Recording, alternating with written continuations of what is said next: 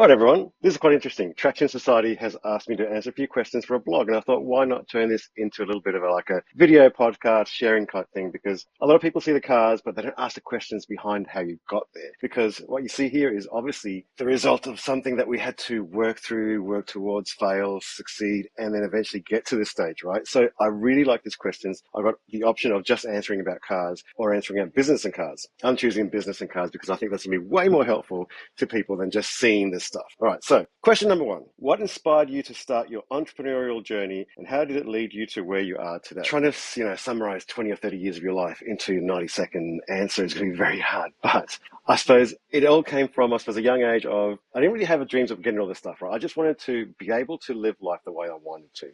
And I worked in Quintrax building boats. I washed dishes. I did waitering. I did my law degree. I tried all this different stuff. And I think that's what's important when you first start off your journey of whatever you want to do. You try everything and see what suits you. And I can tell you that sitting behind a desk in a lawyer's office was not for me. Sitting in a factory sweating and, waiting for your 50-cent pay rise an hour every year or so, that wasn't for me. Washing dishes and waitering, that wasn't for me. So anyway, then I got into this real estate business, and real estate turned into renovation, turned into property investing, turned into learning about money, turned into learning about marketing, turned into a speaking gig when I started to do really well, turned into a keynote speaking thing around Australia, and then that turned into like several other businesses. So I suppose what actually led it for me is I've always had like these goals. So I've never had goals like this big, but I've always had like goals of like like buying a nice pair of shoes or buying another pair of sunnies.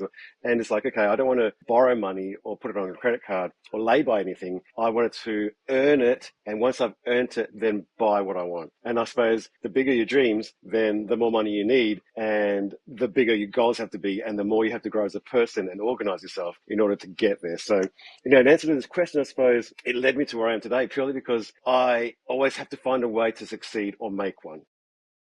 But I've never had excuses. I've always just tried to figure out what worked, what didn't work, fail, and then try again, and eventually succeed enough, 20, 30 years down the track, playing the long game to getting to the stuff where you want to be. But I've also learned before buying all this stuff, I have a book about the multiple streams of income. That's really important. You can live the life that others can't because you did the hard work while they were out partying, enjoying themselves and going on holidays. You weren't, because you were hustling, you're getting down, you're paying things off, you're building your wealth and building cash flow. And then you get to the stage where you can do what you want. So that's the short answer to your question. As someone based on the Gold Coast, how has the local business environment influenced your career? I'll tell you what, in the real estate sense, right? So I'll go back because I'm in the real estate industry. And now we do Gold Coast, South Brisbane, Logan, and Brisbane. And I can tell you, as a business owner and person that worked on the Gold Coast is a very influential, seasonal, very up and down type thing. So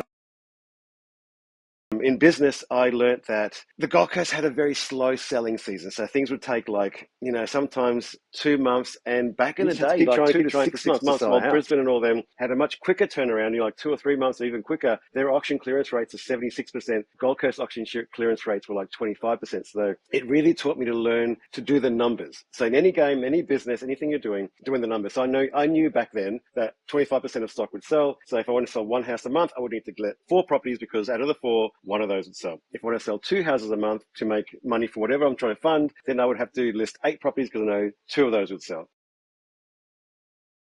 In Brisbane, it's a different thing, right? They're 76, so they'd have to list 1 property and they have a 76% chance of selling it, or they list 3 and they're going to sell 2. For me, it was list 8 and then I'm going to sell 2. So it really taught me, I suppose, to understand that sometimes things aren't going to go your way, to learn how to do the numbers and play the ratio game, and also to learn how to accept rejection with people saying yes, no. I'm not yet. I don't want to pay those fees. I don't want to pay advertising. All that to learn and grow as a person, and that way, I suppose, get to where I want to. I probably could have just picked up myself and moved to Logan or Brisbane and sold over there, but I don't know. I love the Gold Coast so much, but it is a lot harder to succeed here than in a big city. So I suppose it just gave me a thick skin, and it made me learn one lesson you've ratio and numbers and long game can also apply to your personal life passions like cars. Oh, one thing I've learned in life, in business, I suppose, okay, what I was saying before. So rejection and knowing that you're going to fail The three out ratio, of the the four numbers, the times, like three out rejection, of four trying to get houses, those four houses fail. for sale would mean that you'd have to probably like talk to 10, 20 people just to get four so you could sell one. So it probably really made me rewire my brain into finding solutions and not problems. And I think that's still the way that I am today, where if someone tells me something is going wrong, my brain instantly starts, triggering on how I can fix that, and understanding that you're probably going to fail that way. And go, okay, well that didn't work. What can I do now? That didn't work. What can I do now? That didn't work. What can I do now? So personal life has probably become a bit easier, knowing that I am probably going to fail at a lot of stuff I'm going to do until I succeed. When eventually I hit the right spot and the right method with the right stuff. So it's just rewired my brain to not look at the problems, always look at the positive and find a way around it to find a solution, which I think is quite a positive way of thinking. And it's healthy because you know that you're not going to succeed all the time and things are going to go wrong. And it's okay because it does. People just don't talk about it, but it How do does you go balance the wrong. demands And you of do running a just have to business, fix like it and enjoying the not. rewards, Okay, next such as your question. cars? Let's get one thing straight. Balance, when you first got your business, for the first 10, 20 years of my life, there was no balance. There was none. It was basically 6 days a week, 9 o'clock to 6:30, 7 o'clock, 6 days a week, nonstop. And there was no fun. I did not go on holidays. I did not go out. I did not party. I did not drink. I didn't have long weekends away. When everyone else was enjoying themselves, like I said before, I was there, knuckling down, learning, doing stuff, failing, trying again, failing, trying again, knocking on doors, calling people, doing whatever I had to do to try to get those numbers so I can achieve my goals. So when you first start off in business, or even if you're like just hustling on the side and you're doing one job and then another job and you have a third job just to get by and to build stuff, there is no balance. Let's get that straight. You will not get to this stage straight away. This is like a 20, 30-year get there before you even touch this stuff. Because remember, you got to reinvest your money. You got to, like, I bought investments and had to put all the money back into it so that I could pay that off quicker. So the cash flow would be great. And then buy another investment because there's equity in that, and then put all the money back into that so I could pay that off as much as I could, and then buy another one until you get like 6 or 7, and then your cash flow is really coming because the multiplier effect starts kicking in. And then when everything's right and you set yourself up and you got your base, then you start having fun. Then you go on holidays. Then you buy whatever toys you want. It doesn't have to be cars. It could be anything. It could be holidays. It could be like upgrading a house. It could be buying clothes, going out for dinner, whatever you want. But like there is no balance until the end, when now there is balance, but that's purely because I've got the cash flow coming in, which does relieve the stress of having to work so hard because money's coming in, multiple streams of income are coming in. So that's one thing I want you guys to understand is like, don't aim for this straight away. This is a long-term goal. This is not the first thing you get by any means. I had like a green Nissan Pulsar hatch, a yellow old Commodore that had like rust in it. What drives Like you I more, just the got thrill of by business until I success could or the actually freedom put all the that money success into it to make that brings? work for me, if that makes sense. I hope that helps. All right.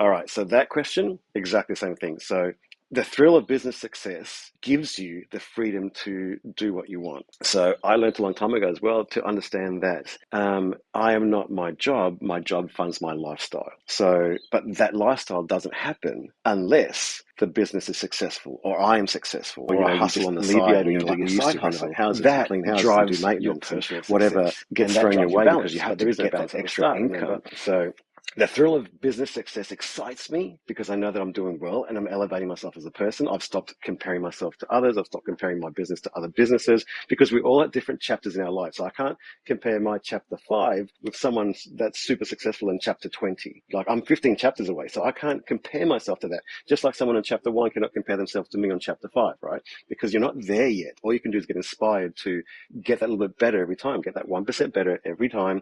And, that means if you're 1% better every day, 100 days, you're 100% better, right? Or 1% better every 2 days. Just do one thing that's a little bit better than you were, and just it's you against you. I think that's what's most important. So business success is super exciting purely because it gives me my personal success in the long run. One can't go without the other, but also understanding that one funds the other one, right? Okay, next thing. What drew you to the Ferrari California and the Porsche 911 convertible specifically?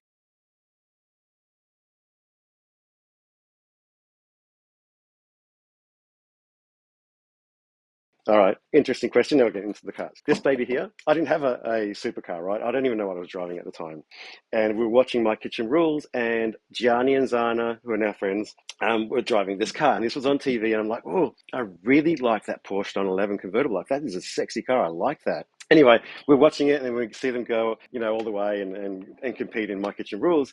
And then I just put it into car sales as a search. And I thought, one day as a dream, I could probably get there. And I have been working hard for 9, 10 years already, building myself up to stage like that, right? And hey, guess what? Car sales comes up. I get an email.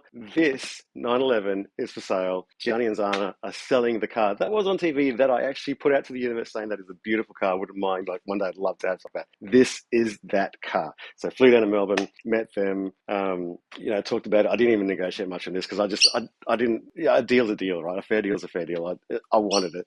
So we shook hands, did a deal and paid cash for it. And here it is. And I could have sold it and, bought other cars, but I've got like an emotional attachment to this because this represents to me 10 years of really hard work and emotional growth and personal growth in business and mentally and all that stuff. And then this was that is what I see. Had a bit Other people just see a water, car. come To through the me, ceiling, this the is roof. that time And in my life I that needed a car signifies, because it was off the road it signifies for 3-4 months to me. and That like the I just person thought I'd put in there and I'd put in this. my searches McLaren,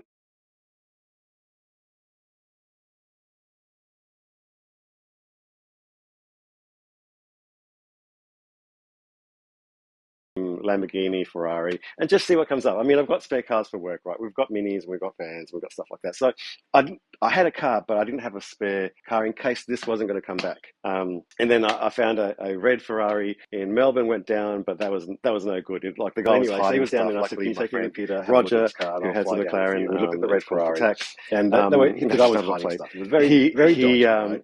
His family's a mechanic, grew up as a mechanic. He's got a mechanics business.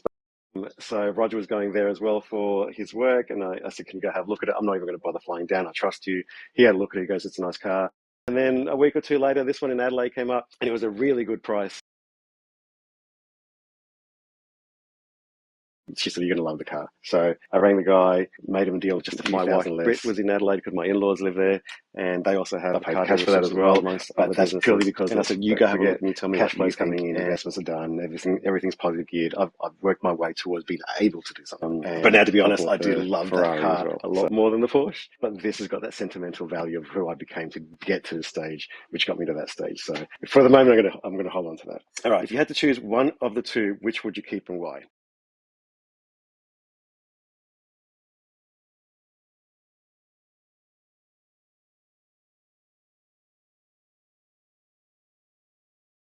All right, I think I just answered that. Like I said, but that would be the only reason I probably would keep the Ferrari. I will one day sell this Porsche. It's not just going to kill me. But that's probably, to be honest, to either buy Do you a see cars McLaren as or investments, maybe a personal Lamborghini, passions, or lifestyle statements? but yeah, purely because of the reasons I did say before in my previous answer. All right. Okay, good question. Here it is, right? Cars, I don't see as an investment at all. I see that as you work your way towards it. You buy what you want when you feel like it because it makes you feel good because you achieved something. Not to make anyone else, not to look good for anyone else, but to look good because you achieved something. Saying so that getting though, this without even realizing what I had to this become car and what I had to go for some reason to keep that value, get this and Porsche this car is now worth more so than what I don't see paid it as for an when I investment at bought all. it. That is Same just as that this is car. just for you to enjoy from your hard work. The prospering, the fruits of your labor.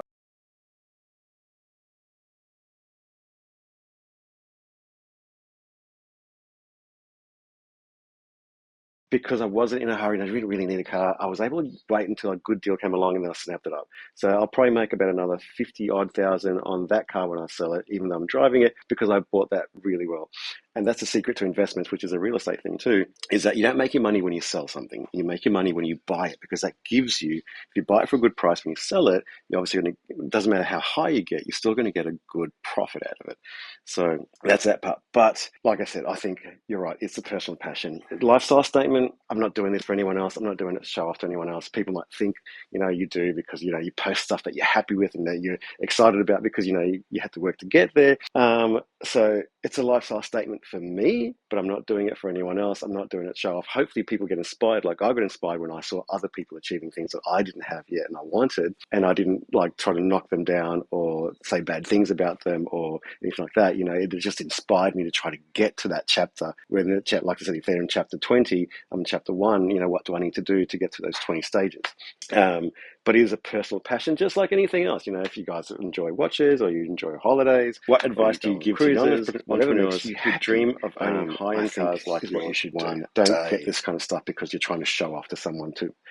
No one cares. They really don't. They might look at it, but that's a lot of work to just look good for someone else. You do it because you want to do it for yourself. All right.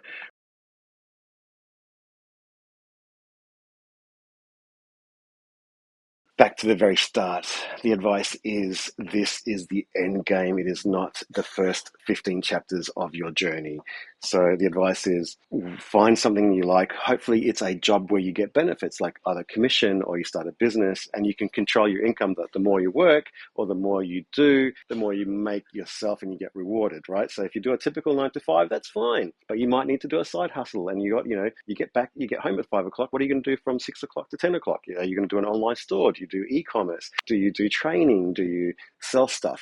Find something that gets you to chapter 2, then chapter 3, chapter 4. Invest that money, understand multiple streams of income, read the book about multiple streams of income, make your money work for you when you're not actually working and you're sleeping, whether it's buying investments or getting stocks or hedge funds, whatever it is. Just learn how money works, because one thing someone also taught me is you either spend money or you waste money, or you either invest money or you waste money. So don't waste money. Make it work for you. You're working so hard to get it. Why waste it on something like this that's going to depreciate in value and not make you anything when you can buy yourself like a little 1-bedroom apartment, get the rental income, get that cash flow going and buy another one, get that cash flow going. So in 20 or 30 years time, you have no cash flow issues because you actually set yourself up. So this is the long game. This is not the start. If you love cars like I do, just work your way up slowly and just buy like a 40 grand car, then a 50 grand car, then a 60 grand car, so that whatever you're buying, but always make sure, I say, buy it when you earned it, and then the rest of it just reinvest money so that you make some cash flow. That is my thing. Entrepreneurship is about ideas and business and succeeding, but understanding that you're also going to fail so many more times than you're going to succeed, and that your passion or your cars or whatever you're going to buy is just a result of you finally getting to a stage where you can afford it because you worked so hard to get there. So that's my advice. This is all right. Hopefully that helps you guys out. The very good stages or chapters of your life in that career path anyway. And understand how money works. Thank you, Adam. I hope this goes on your blog. To make money work for you, to grow for you, to get